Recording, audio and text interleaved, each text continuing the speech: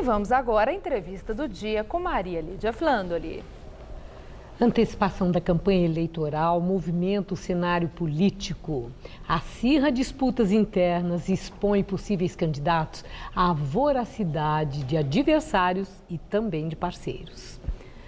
Para uma análise das vantagens ou desvantagens da antecipação da corrida eleitoral, hoje recebemos o cientista político e pesquisador Cláudio Couto, que é professor do curso de Administração Pública da Fundação Getúlio Vargas de São Paulo.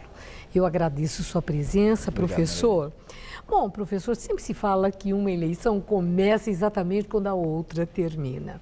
Mas fica aí uma indagação: quem foi que antecipou essa campanha de 2014? Foi o presidente Lula, na festa do PT, quando lançou Dilma Rousseff, ou Fernando Henrique Cardoso, quando disse que Aécio era o candidato natural do partido?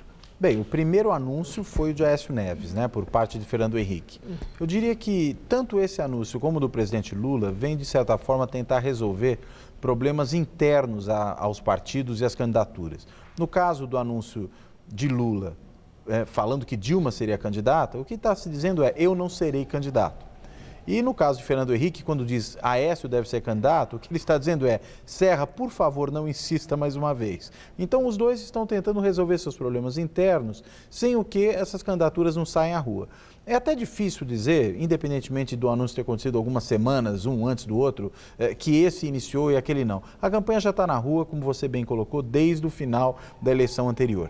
Mas está, pelo menos, na rua desde que algumas candidaturas começam a se posicionar de maneira mais forte no cenário. Agora, é imprudente expor as cartas do jogo político tão cedo? Olha, eu acho que depende de como está o jogo. Em alguns momentos não há alternativa, em alguns momentos você tem que expor as cartas, porque, afinal de contas, se você não o faz, os seus adversários passam por você.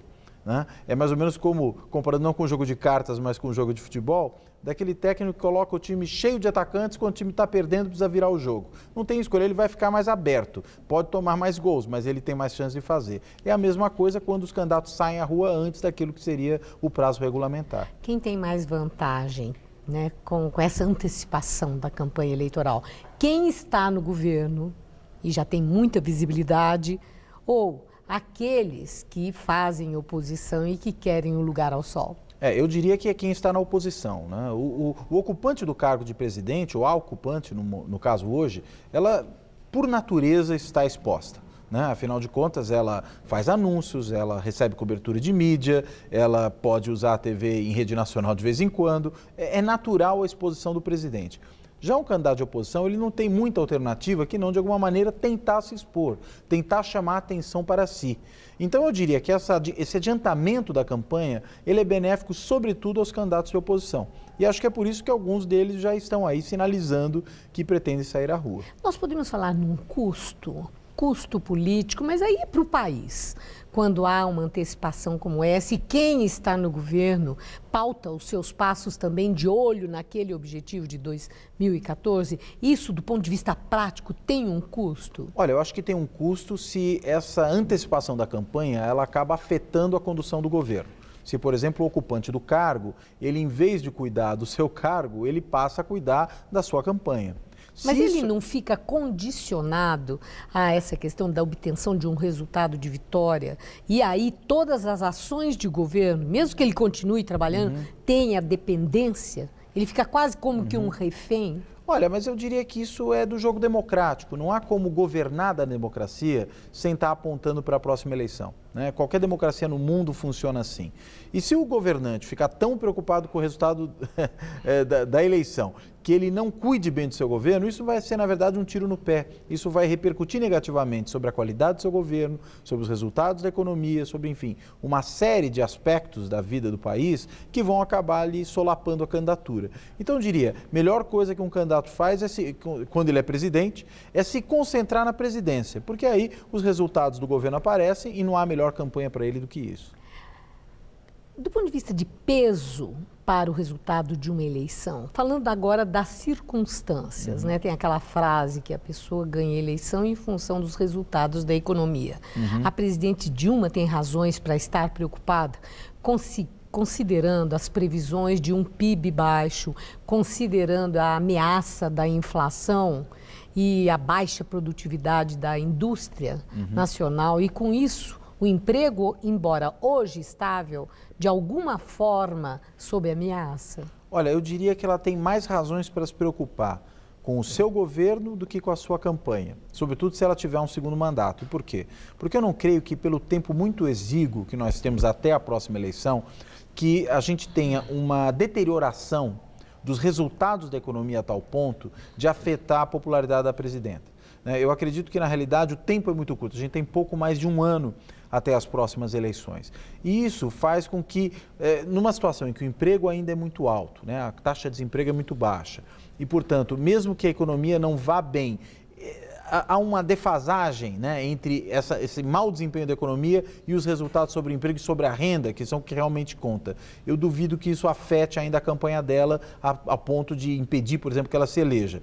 Na pior das hipóteses, o que a meu ver a gente poderia ter algo como sofreu o Fernando Henrique quando se reelegeu. Ele se reelegeu sem grandes dificuldades, inclusive ganhando no primeiro turno, porque era visto como fiador da estabilidade da moeda, e pouco tempo depois, no começo do ano seguinte, houve aquela desvalorização do real e isso afetou a sua popularidade em definitivo. Mas, eu diria, a temporalidade de Dilma está mais por aí.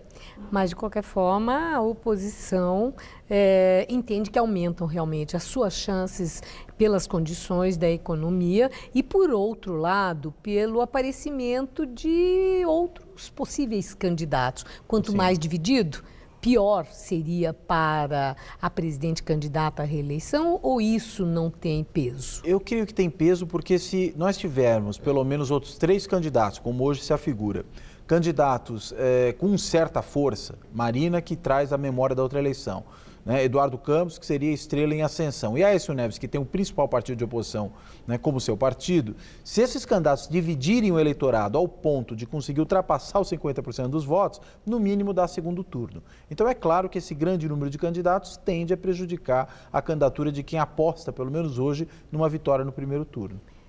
Para terminar, olhando para o futuro nesse cenário político, já com uma efervescência de campanha, dá para imaginar uma chapa Eduardo Campos e Marina Silva com uma terceira via? Olha, eu acho essa chapa possível, O que eu acho difícil são ocorrer a outra chapa que se falou muito, de Eduardo Campos e Aécio, um na frente do outro. Isso eu acho muito difícil de acontecer. Agora, essa segunda chapa, dos candidatos que aparecem com partidos ainda menores, com partidos que podem tentar se mostrar como diferenciados. Como novo, Aí como sim, novo, e a meio caminho entre a polarização PT e PSDB, essa chapa talvez funcione. Embora é difícil imaginar que qualquer um deles tenha muitos motivos hoje para abrir mão da cabeça de chapa. Uma vem muito bem colocada da eleição anterior. E o outro aposta certamente no seu crescimento como liderança nacional, diria eu, mirando talvez mais em 2018 do que em 2014. Muito obrigada por sua entrevista. Não Obrigado. tenha dúvida que é uma referência interessante para o eleitor já começar a pensar, uma vez que a campanha já está na rua. Já está na rua totalmente. Obrigada, boa noite. Obrigado, Maria.